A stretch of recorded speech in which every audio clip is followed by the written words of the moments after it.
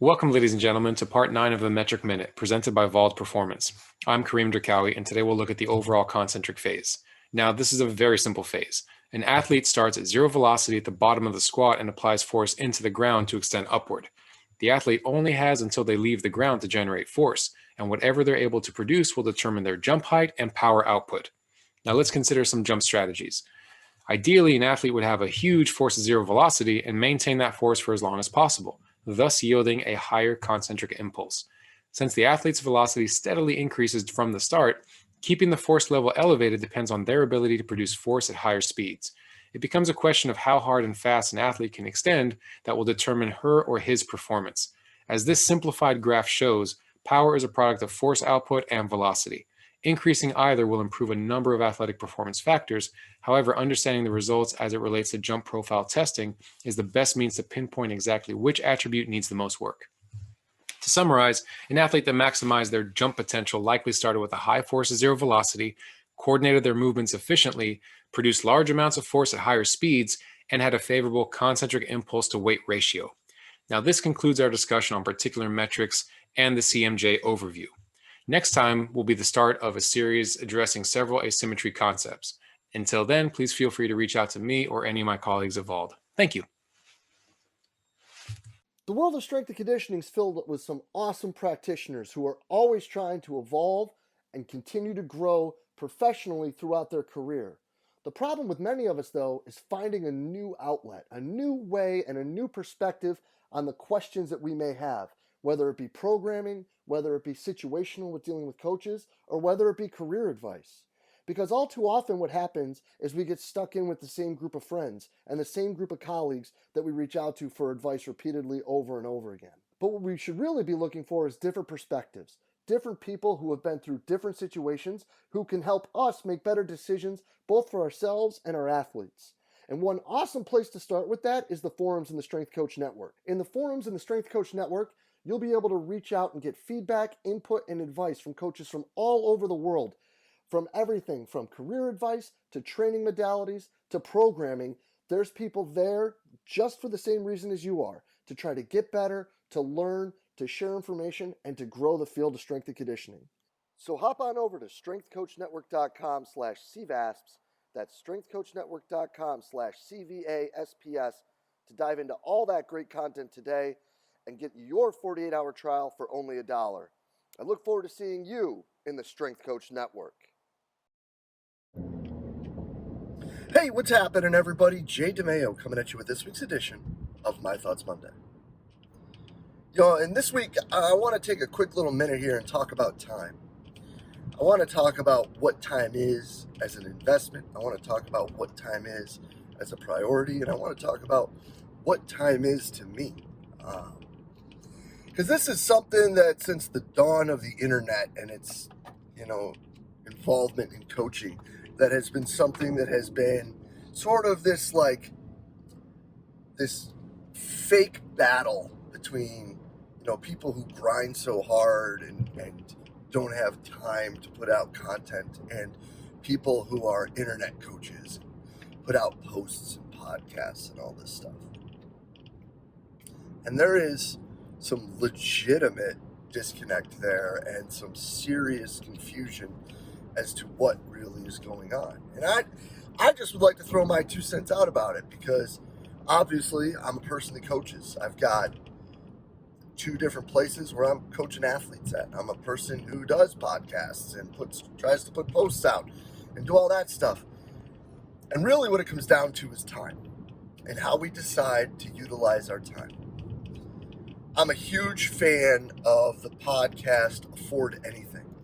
And the host of that show is a woman named Paula Pant.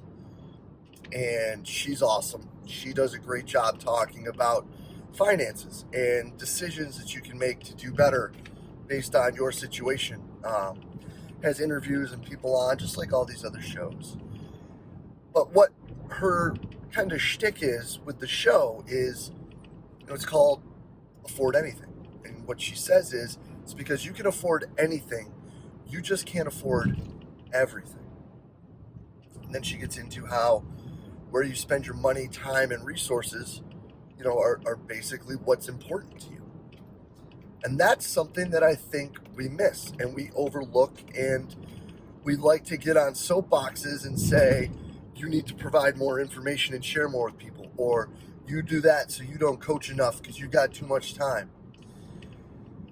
And I was like that once. Like I back in the day, I was definitely one of those, man. I'd write for all these places if I wasn't working 16 hours a day and in the weight room from 5 a.m. and finishing my last group at 8:30. Like, I do all that stuff too. I'd be great at it. And then one day what I did is I actually took an audit of my time. How often was I actually coaching? How often was I actually doing stuff with the athletes or for the athletes, including research, programming, things of that nature? And how much time was I actually sitting there and guarding an empty weight room? Now, I think a lot of people are probably either nodding or shaking their head or giggling or whatever, because a lot of time I was guarding an empty weight room.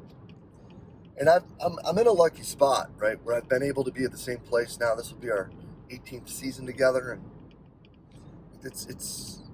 I'm lucky to have the freedom and flexibility that I have to be able to utilize that time to do these other things, because I know that there are some places where it is frowned upon. And now, don't think for a minute that there haven't been roadblocks and things that I've tripped over, and people who have tried to slow this down or change it or not have me do what I'm doing.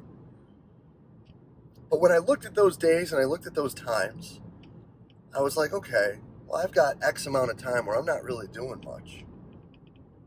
What's important for me? What do I want to do? How do I want to do things? How can I spend that time more appropriately, in my opinion? Now, if your time sitting there in the weight room when it's quiet and there's no one there is your reset, is your recovery, is your favorite time to relax, then adding something during that would be a fool's errand. You're taking away your escape. You're taking away your midday deep breath. You're taking away something that is helpful for you. So you're not the person that should add something. But if we're going to sit here and we're going to consistently make statements like there's a lot of people on podcasts who can't be coaching, or there's a lot of people that put out content who can't be coaching. While there are people that do that. There are some people who are self-proclaimed experts who don't coach much, who don't do much other than put things on Instagram or Twitter or whatever. That's not everybody. And that's not people who actually are coaching and are trying to give back. So what are we doing with our time? How can we utilize our time better? How can we set our schedules better so that we can actually utilize time more efficiently for us? Because here's the thing with that. If you are utilizing your time more efficiently for you as a coach, chances are that time is being utilized more efficiently for the student athletes as well.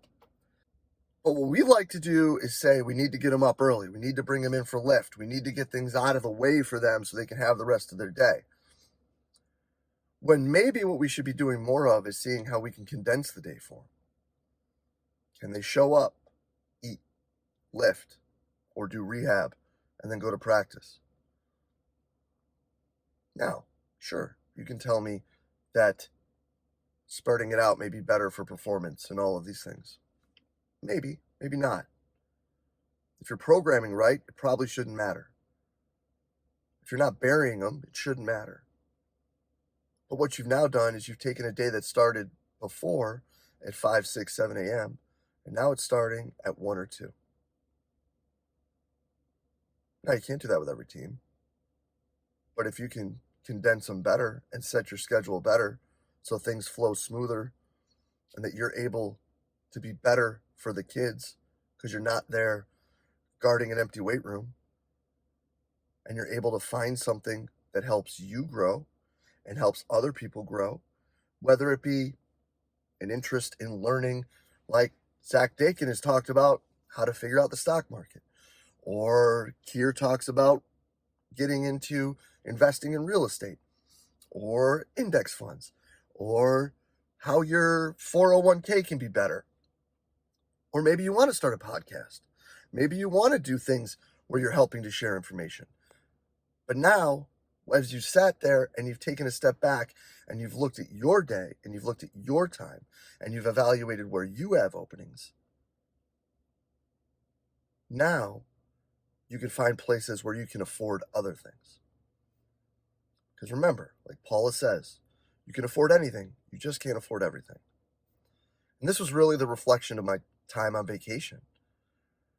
I just got back. We were gone for 7-8 days. It's my first vacation in like 13 years. I'm not saying that as a flex, like I'm a tough guy, cool guy, because, I don't need a vacation. We grind so hard. Like, no, it's nothing like that.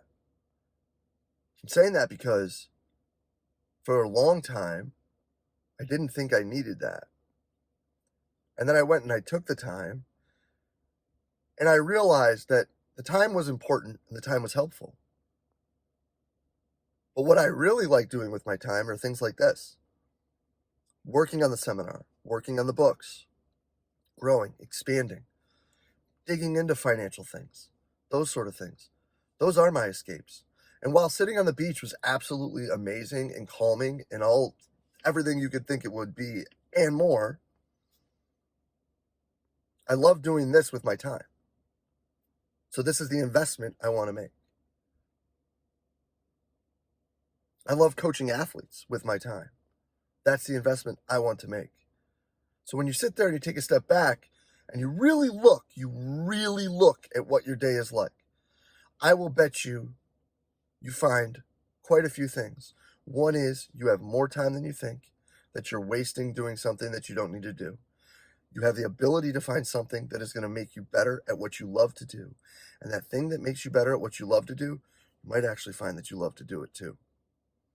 So, for the people that are doing it, and the people that are in the trenches, as we like to say, coaching athletes every day, who want to sit there and try to help and share and spread information, keep on keeping on, man.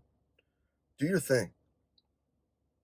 Because at the end of the day, the people that are sitting there making those comments and making those assumptions, they're doing it on social media at a time where they could be doing something to grow and get better. So, always remember, you can afford anything, you just can't afford everything. So let's take a better look at our time. Let's truly figure out, are we doing what's best for us? And then, are we doing what's best for the athletes? Because I'm pretty sure when you look at all that time together, you can find time to do what you need, when you need, and how you need. So hopefully that helps. This was a little reflection from vacation. Got me thinking. It's really going to have me do better with how I manage my time going forward. So would love to hear how you guys are doing it and any reflections you've had or whatever, things that have made you take a step back and be like, am I really needing to do am I really needing to waste time with this? Or am I really needing to invest time there? Where can I be better with that? Because at the end of the day, time is the biggest investment we can make. So, truly appreciate everything y'all do for us here at Central Virginia Sport Performance. I'll be back next week with another My Thoughts Monday. See you then.